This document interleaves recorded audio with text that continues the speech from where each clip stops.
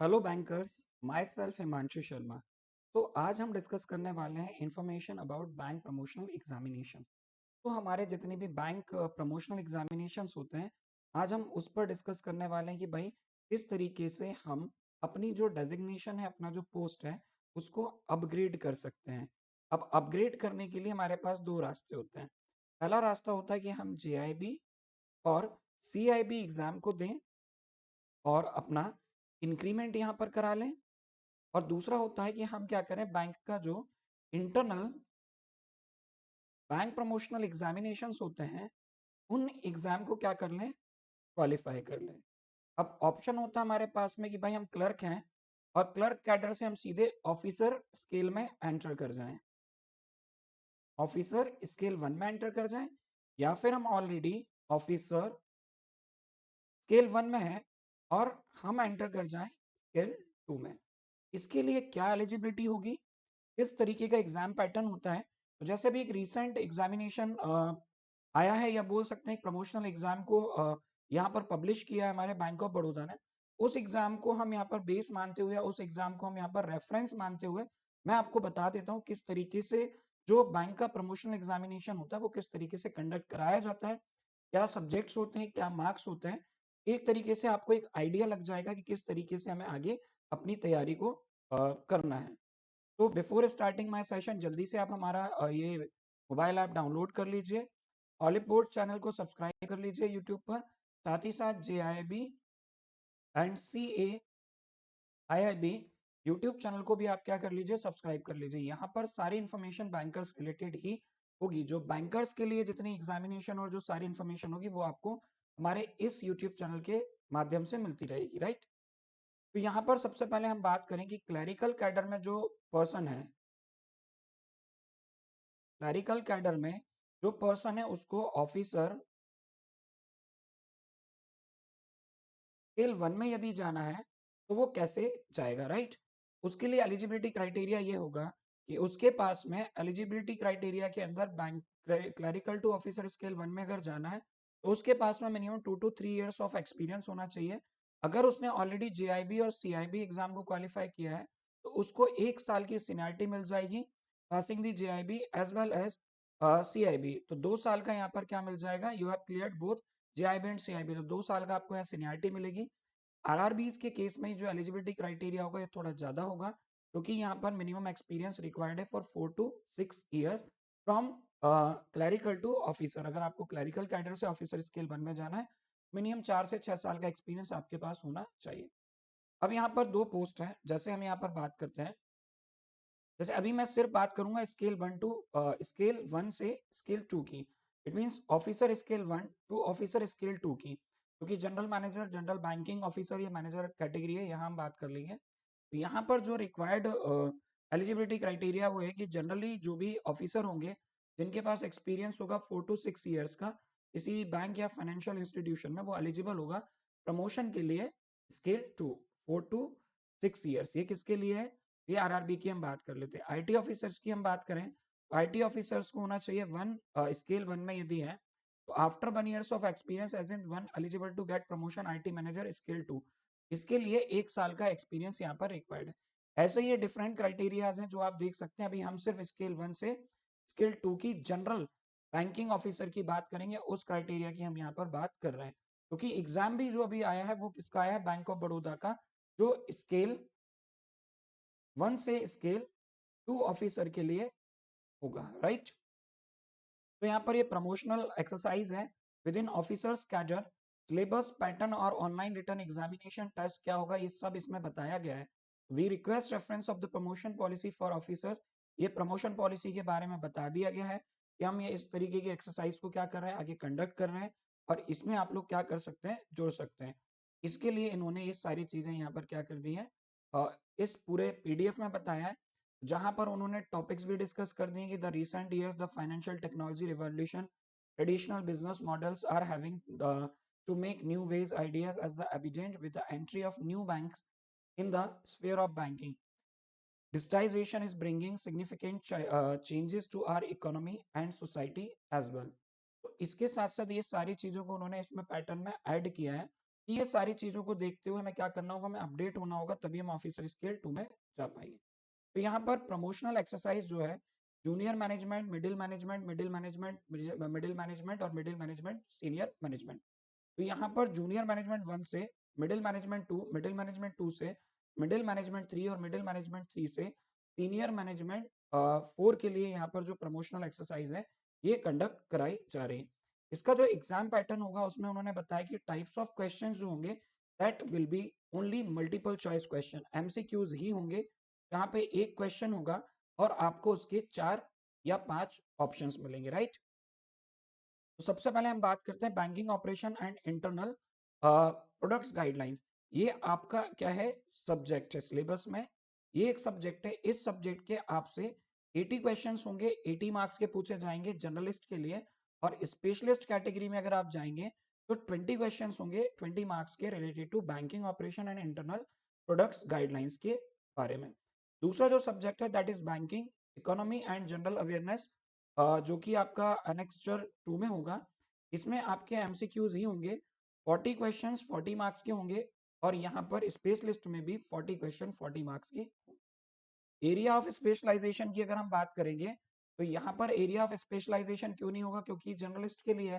तो यहाँ पर अगर एरिया ऑफ स्पेशलाइजेशन की बात करें, एचआर, लॉ ऑफिसर, राइट, या फिर हम बात करते हैं एचआर हो गया, लॉ ऑफिसर हुआ, इसके अलावा हम बात करें अकाउंट्स की, राइट, या फिर हम बात करें आईटी की, तो 60 क्वेश्चन 60 मार्क्स के जो 60 क्वेश्चन होंगे, 1 क्वेश्चन 1 मार्क का, वो आपका स्पेशलाइज्ड जो पर्टिकुलर सब्जेक्ट है उससे रिलेटेड आपसे क्वेश्चन यहाँ पूछे जाएंगे।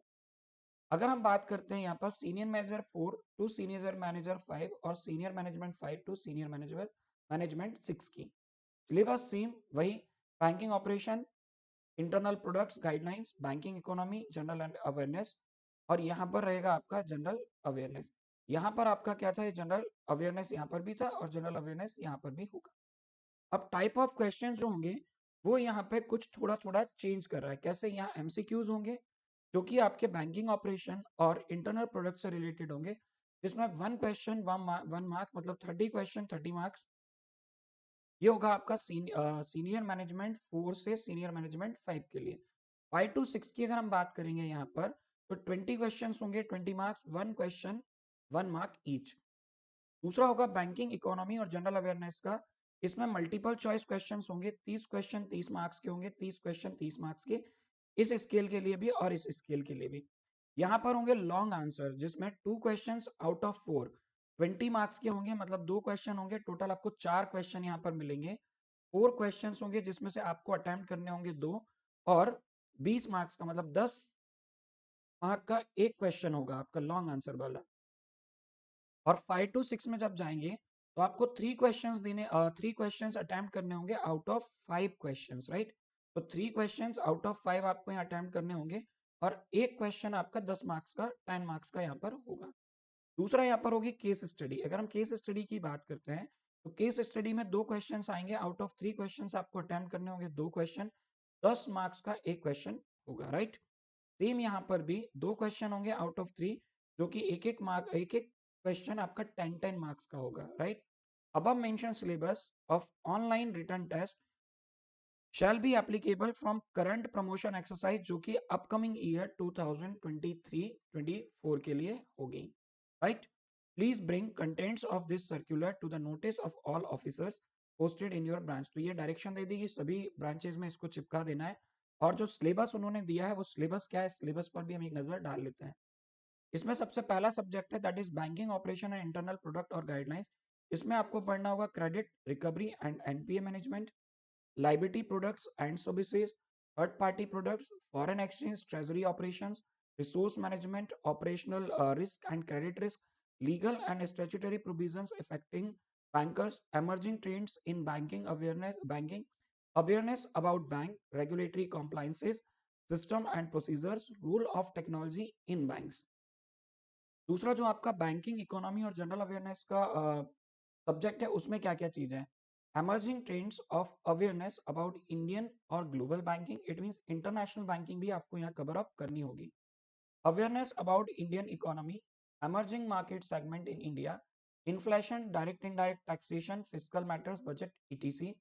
Important development in the economy initiated from the government side, awareness about RBI guidelines, RBI monetary policies, regulatory initiatives, awareness about digital economy, digital transformation trends, payments, fintech ecosystems, digital platform based developments, awareness about ease, PSB reform agenda, capital market, money markets, capital rising avenues, commodity markets, basic treasury, ALM, and anti money laundering की हम बात कर लेते हैं,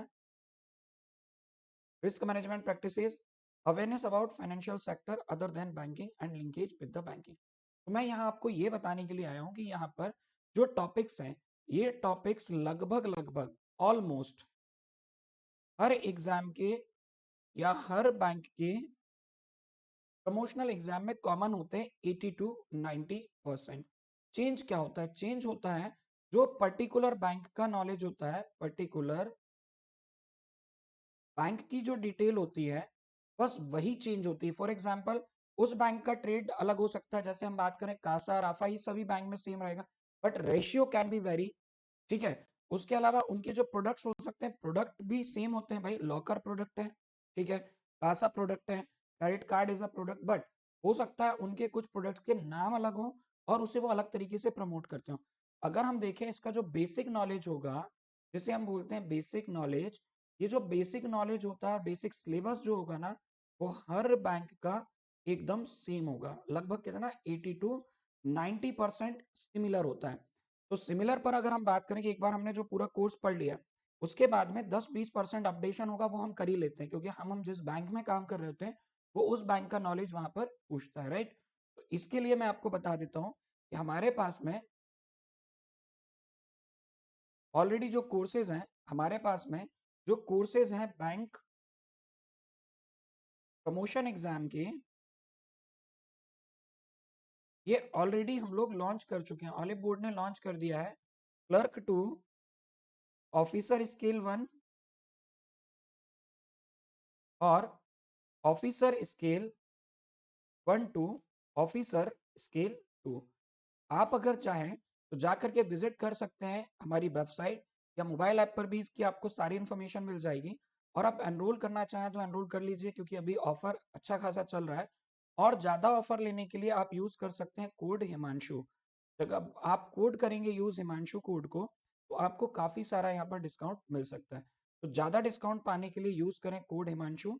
और हमारे दोनों ही courses, bank clerk से ऑफिसर स्केल के लिए और ऑफिसर स्केल से ऑफिसर स्केल 2 के लिए, जो इंटरनल एग्जाम्स होते हैं आपके बैंक्स के, उसके लिए जो कोर्स है वो लॉन्च हो चुका है।